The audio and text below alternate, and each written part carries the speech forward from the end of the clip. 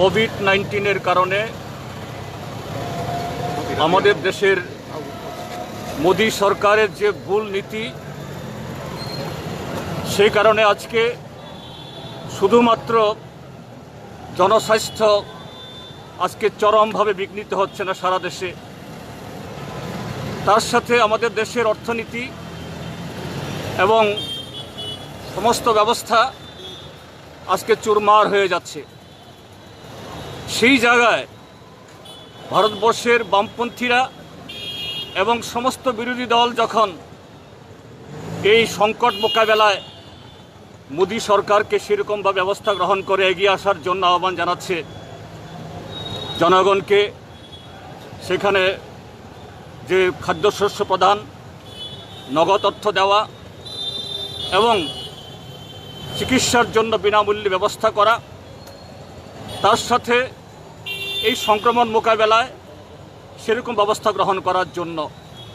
কিন্তু সেদিক থেকে এই সরকার কোনো ব্যবস্থা গ্রহণ করছে না, উল্টো নতুন নতুন কায়দায় এই দেশের শ্রমজীবী মানুষ, সাধারণ মানুষ, তার উপরে একটার পর একটা আক্রমণ শানিত করছে, যে কারণে এই দেশের শ্রমিক, কৃষক, সমস্ত অংশের মানুষ আজকে বিপর্যস্ত। আর সেই জায়গাতে সেখানে এই ব্যবস্থা গ্রহণ করার পরিবর্তে আমরা লক্ষ্য করছি কিভাবে আমাদের দেশের এমনিতেই এই ভঙ্গুর অর্থনীতি, এটাকে আরও সম্পূর্ণভাবে যে এই দেশের কর্পোরেটদের হাতে তুলে দেওয়া যায় সেই চেষ্টা করছে। আর অন্যদিকে এই সময়েতে যেখানে এই দেশের মানুষ ঐক্যবদ্ধভাবে সরকার এবং জনগণ মিলে এর মোকাবিলার জন্য এগিয়ে আসা দরকার, সরকার সেই জায়গাতে সাম্প্রদায়িক তাস খেলে কিভাবে মানুষের ক্ষোভ এবং তাদের ব্যর্থতাকে অন্যদিকে চালান দেওয়া যায় সে ব্যবস্থা করছে। তার বিরুদ্ধেই গত এক সপ্তাহ ধরে আমাদের পার্টি, ভারতের কমিউনিস্ট পার্টি মার্ক্সবাদী, সারা দেশে প্রতিবাদ সংগঠিত করছে। তারই অঙ্গ হিসাবে আমরা এই ত্রিপুরা রাজ্যেও আমরা এই প্রতিবাদে আমরা সামিল হয়েছি।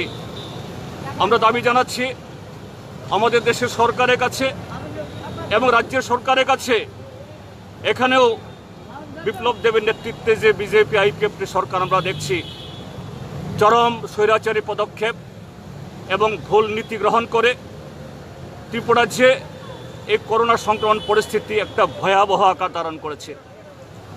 অন্যদিকে এই রাজ্যের অর্থনীতি এমনিতেই গত 30 মাসে এটা এমন একটা জায়গায় চলে গিয়েছিল, এখন এটা প্রায় গ্রামে গঞ্জে পাহাড়ি এলাকাতে অনাহারের মৃত্যু মিছিল সেখানে শুরু হয়েছে। একদিকে কোভিড সংক্রমণে মৃত্যু মিছিল, আরেক দিকে এই অর্থনৈতিক কারণে, অভাবের কারণ মৃত্যু মিছিল।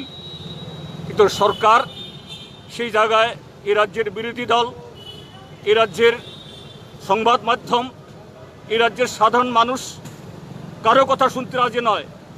যারাই তার বিরুদ্ধে কথা বলছে সেখানে তার উপরে তাদের নানা ধরনের পুলিশে আক্রমণ, সন্ত্রাসবাদী এই গুন্ডাদের আক্রমণ, নির্যাতন এরকম নামিয়ে আনছে।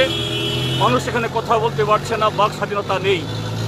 তার বিরুদ্ধেই এই রাজ্যের 37 লক্ষ মানুষের হয়ে আমরা ভারতের কমিউনিস্ট পার্টি মার্ক্সবাদী শুরু থেকেই সরকারকে যেমন আমরা পরামর্শ দিয়ে আসছি, তার সাথে সাথে তাদের এই নীতির বিরুদ্ধে যাতে আমরা জনগণকে সোচ্চার করতে পারি, সরকার নীতি পাল্টাতে বাধ্য হয়, এ রাজ্যের মানুষকে বাঁচানোর জন্য, এ রাজ্যের অর্থনীতিকে চাঙ্গা করার জন্য উদ্যোগ গ্রহণ করে এই দাবি জানাচ্ছি।